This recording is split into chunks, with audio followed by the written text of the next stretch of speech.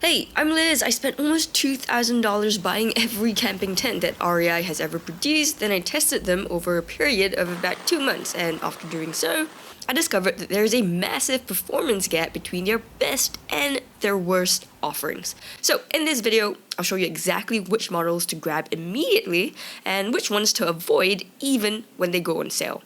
Basically, REI has a bunch of different camping tents, and the two main types are portable 2-person tents and much larger family-size 6-person tents. Let's first take a look at REI's 2-person tents, starting with the most impressive one, and that's the Arete ASL 2.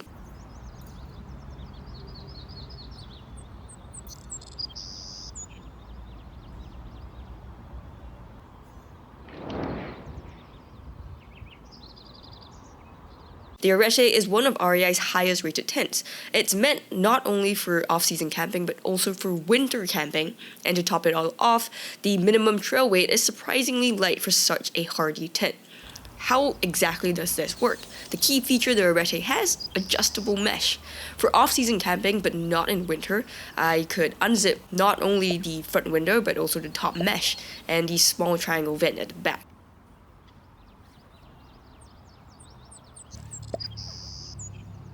This is what it looks like with as much unzipped mesh as possible. Now, if you're using this tent in winter, you can actually zip up all the mesh, and this keeps all the heat inside the tent.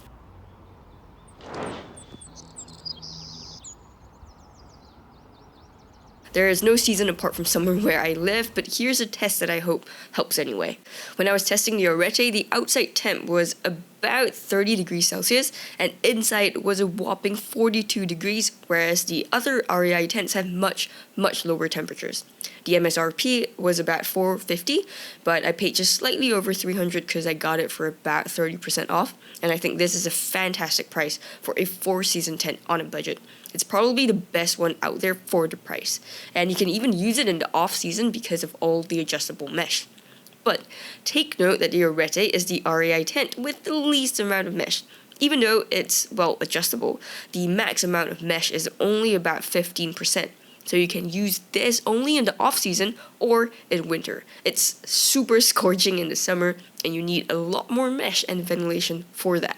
Now, apart from the season's rating of the Arete, how does the rest of the tent perform? There's tons of pros here. It has the highest peak height of all the 2-person tents, and also the most number of poles, so it has the most livable space inside. In the middle of the tent, on top of one of the poles, we have the peak height of 46 inches. At the front, on top of another pole, we have an extended peak height of 43 inches. And somewhere at the back, where 2 more poles intersect, that comes in at a height of 40 inches. This is how you get the peak height almost across the entire length of the tent, and I could sit up almost everywhere inside the tent. The Arete also has the most storage options of any 2-person REI tents, and it comes complete with high quality materials. It has a full nylon construction and DAC poles all across the entire tent. The main tent poles are DAC press fit, one of the cross poles is also DAC press fit, and the last cross pole is DAC Featherlight NSL, and even the stakes are from DAC as well. The biggest con is that it takes the longest to set up, coming in at a whopping 10 minutes for a 2-person tent, because it has way more poles, pole wraps, buckles, guy lines, stakeout points, you name it. So it's a trade-off here. Now here's a chart that you'll also be seeing throughout the rest of this video. On this axis, we have our overall performance score, where I rated each tent against the same scale. And on this axis, we have REI's MSRP of each tent, so the full price without any discount. This is exactly where the Arete sits, and we'll find out the rest as we go along. Next up, we have one of REI's best-selling tents, the Trail Hut 2.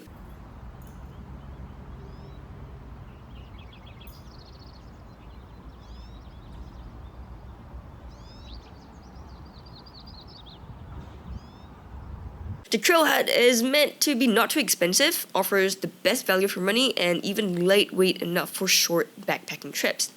But after I tested this tent, I quickly realized that everything about it wasn't quite so outstanding at all. I'll flash all the tests on screen and you can see for yourself. The first test, set up and pack away, not too bad, doesn't take too long. For the base area, it's not too bad coming in second. However, the peak height is by far the lowest, so overall spaciousness isn't the best. It's somehow also the only REI tent that doesn't come with YKK zippers, and the number of storage options isn't mind-blowing. Both the Trail Hut and Trailmade did excel in the rain test and can last 6 to almost 24 hours of rain without any leaks because it's a full polyester construction, which is better than nylon in the rain.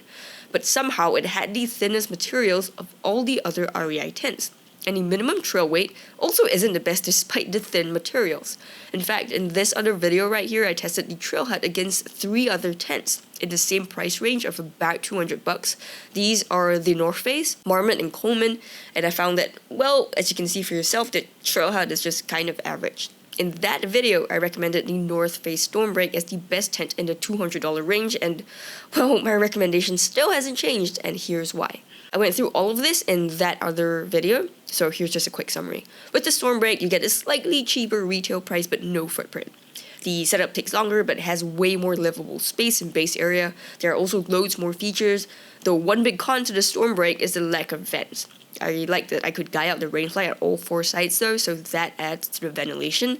The materials are thicker and stronger, but of course that leads to a higher trail weight, and the warranty is much longer too. So comparing both tents, just look out for the one with more green scores. Now going back to our current video's chart, here's exactly where the Trail Hut sits. Not quite as impressive as the Arete, but the Stormbreak, that's a different story. The full price for the Trail Hut is $229, but I paid $160 at 30% off. I do think that it offers decent value for money when on sale, but personally, even if it were on sale and the Stormbreak wasn't, I'd still pay a little bit more to get the Stormbreak. The next tent we have on the list is REI's cheapest tent, the Trailmade 2. The full price is $200. With REI discounts, it could be as low as $140. That's how much I paid.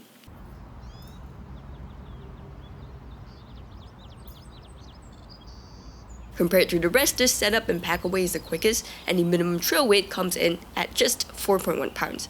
But this tent also has the least livable space. The peak height is only at the center of the tent, and the rest of the tent just slopes downwards. It also has the least storage options, just 2 pockets and 1 lantern loop. Now here's where the Trailmade sits on our graph based on its overall score and price. And here's a tip: if we input a trend line based on all the tents that are going to be in this graph, you can easily tell that a tent is good when it's above the line and not so good when it's below the line. Here's another pro tip. I've also tested other tents around the same price range, and I found that this particular tent, the Teton Mountain Ultra, has a lower MSRP and a slightly higher overall score. How exactly do both these tents compare? Here's everything you need to know.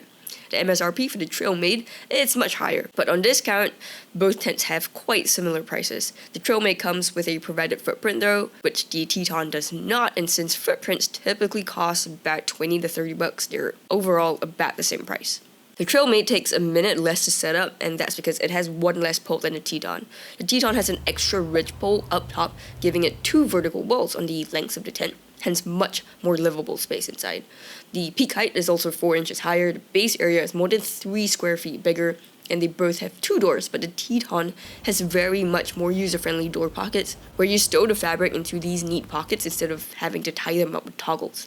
The Trailmade has only 2 pockets and 1 lantern loop, but the Teton has 2 pockets, 5 loops, and 1 gear loft. The amount of mesh on the Teton is much more as well, which is great for summer camping. It also comes with more vents.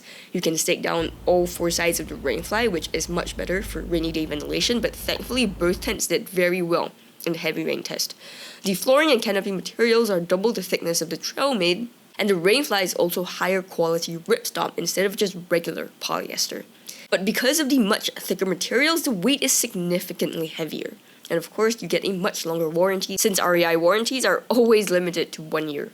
So as you can see, the Trailmade just unfortunately isn't quite a match for the Teton, so if $100+ is your budget for a good quality tent, you know which one to go for. A very decent budget tent on sale, I think the Trailmade offers more value for money than the Trail Hut, but it's still unfortunately not a match for the Teton. And here's the last of REI's 2-person camping tents, the Half Dome 2+.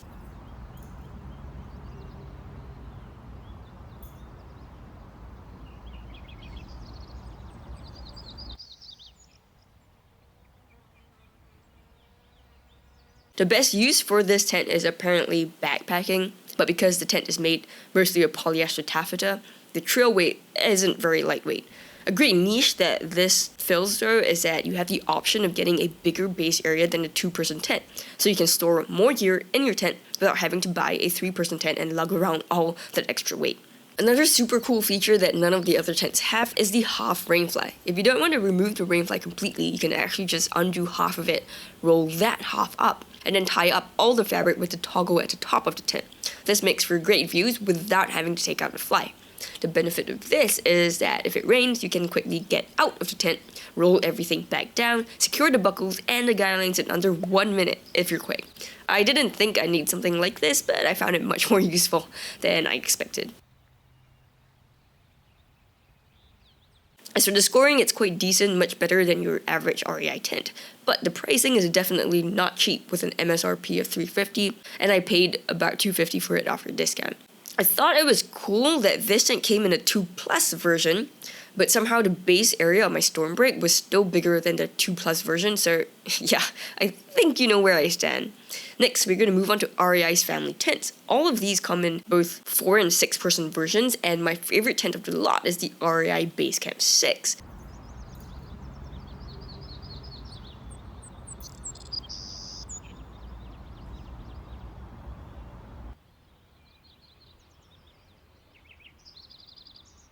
How is the Base Camp the best of REI's family tents? First up, one of the biggest benefits is the humongous base area. This is the inner tent size, this is the vestibule size, and it's the only REI family tent that actually comes with an included vestibule. The rest do not. It comes with not 1 but 2 vestibules. The front vestibule area comes in at about 31 square feet. You can easily fit a couple of REI camping chairs in there too, and the back vestibule comes in at about 21 square feet, and you can fit a bunch of gear. And although the base camp is the only tent without vertical walls, because it's a dome tent, I really like that it has 4 intersecting poles, and the tent body even has these pole clips and buckles to be attached to the poles. This pulls the tent fabric outwards, and it felt very spacious for a dome tent. On top of that, there's a mind-boggling number of storage options.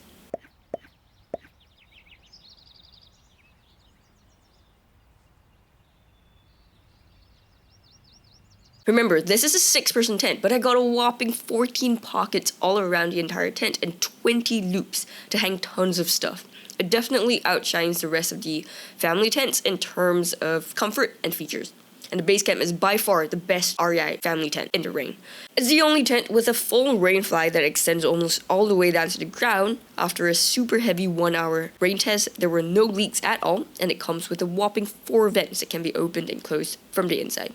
Here's another MSRP to scoring graph, specifically for REI 6-person tents. This is exactly where the Base Camp sits, and we'll find out the rest as we go along. Now, who exactly is the Base Camp for? If you're planning to camp in the off-season, this is a fantastic 3+ seasons family tent.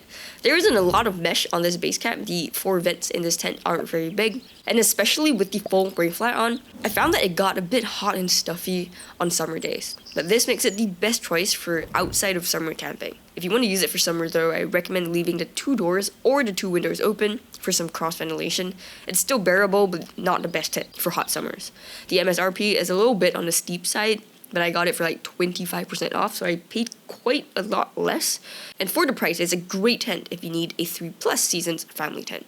Now, if you're looking for a summer tent with lots of mesh instead, this next REI family tent is actually a much better pick for you.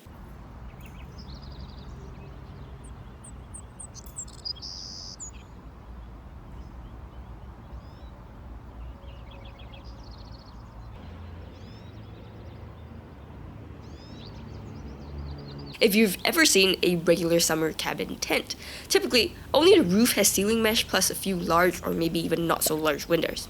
However, for the Wonderland, the mesh doesn't just cover only the roof, it extends down the sides of the tent as well, and easily half the tent is covered in mesh. On top of that, you also get 2 half-door windows and 2 bottom windows.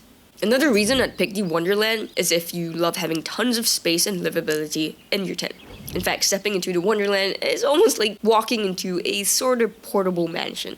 It has a super unique pole structure, 3 U-poles arching over the sides and a straight pole running across the top, which allows this tent to maintain its peak height throughout the entire length, give or take a few inches. Its peak height is the highest by far of all my REI family tents, measuring 81 inches at the highest point, and offers 77 inches at the extreme left and 76 inches on the extreme right. So I could stand upright no matter where I was inside. Oh, and the left and right side walls are also completely vertical, giving you a sort of like huge, massive tunnel tent. The Wonderland isn't just spacious, it's extremely feature-rich as well, and has the best doors I've ever seen in a family tent. There are 2 doors, both these doors are huge, and each door takes up almost the entire wall of the tent. Also, the doors are super tall, so I didn't even have to duck when getting in and out of the tent. Both doors are completely snag-free. I could unzip and zip each door completely one-handed with no fumbling at all, and it takes just 3 seconds. After that, I just tucked the door fabric into one of the pockets next to the door, taking another 4 seconds. It's also one of the rare few family tents to come with a divider, so I could put it up using the 7 toggles and loops around the tent, split the tent into 2 rooms, and each room can be like crammed with a max of like 3 pads. Or if you want, you can just fit 1 queen bed, although each bed fills each room quite snugly too. When the Wonderland first came out, the price was $599, and I bought it for 30% off, so $419. But now you get an even cheaper price of $100 less. And as for my recommendation, well, despite the Wonderland being super spacious with lots of mesh for summer use, sadly I wouldn't say it's the best tent if you don't expect relatively fair weather. As you might have seen for the rain protection test, the rainfly isn't exactly full length like the base camp. Here's what it looks like. It doesn't extend all the way down to the ground. There's a gap in the rainfly here. That's to accommodate a window there, so this tent wouldn't cut it in too many hours of heavy rain. On top of that, for rainy day ventilation, the Wonderland technically has 2 vents, but I put 0 here because it's these like ridiculously tiny door vents which don't do very much for ventilation at all. Going back to this graph, here's where the Wonderland stands in comparison to the base camp. It's a little bit cheaper, but also scored a little bit lower. Now, I also rated my all-time favorite family tent on this exact same scale. It's a fantastic pick when it comes to summer camping. Plus, it can take a boatload of rain and wind too. So I'd get that over the Wonderland, and here's a very quick summary of what tent to get based on what your needs are. Now, we've got one more REI family tent to go through, and that's the REI Campwell. With an MSRP of about $300, is it worth it? Well, let's find out. First, I noticed that the peak height is super low for a cabin tent. Then, there's only 1 door to the tent, and it has the least amount of storage. The rainfly is also tiny, covering only the very top of the tent. In the case of horizontal rain, so when there's rain and wind, it'll leak quite badly if the rain goes under the rainfly. Not to mention, it doesn't have any vents at all. And the poles are made of fiberglass, which I've never seen in any of my other REI tents. I didn't test this specific Campwell. I tested the previous version, the Skyward, and it was much better. It has a peak height that's a whopping 14 inches higher. It comes with aluminum poles instead of fiberglass. Fiberglass is what you see in like cheaper Coleman and Ozark tents. It also comes with a vestibule, making your base area much larger. This vestibule can be turned into an awning on hot days, and the price is only $50 more. Frankly, the only pro that the Campwell has going for it is how easy it is to set up compared to the other 2 tents. Of course, it's significantly cheaper than the rest of the REI tents too, at least a few $100s cheaper, but performance isn't even remotely as good. Technically, you can get this if you want a not too expensive cabin tent, but I would not pay full price for this. $300 is a lot for a cabin tent that isn't outstanding in any way. Speaking of which, if you're looking for a great cabin tent, check out this video to see how REI's 2 cabin tents compare to other cabin tents on the market. Thank you so much for watching, and I'll see you in that one.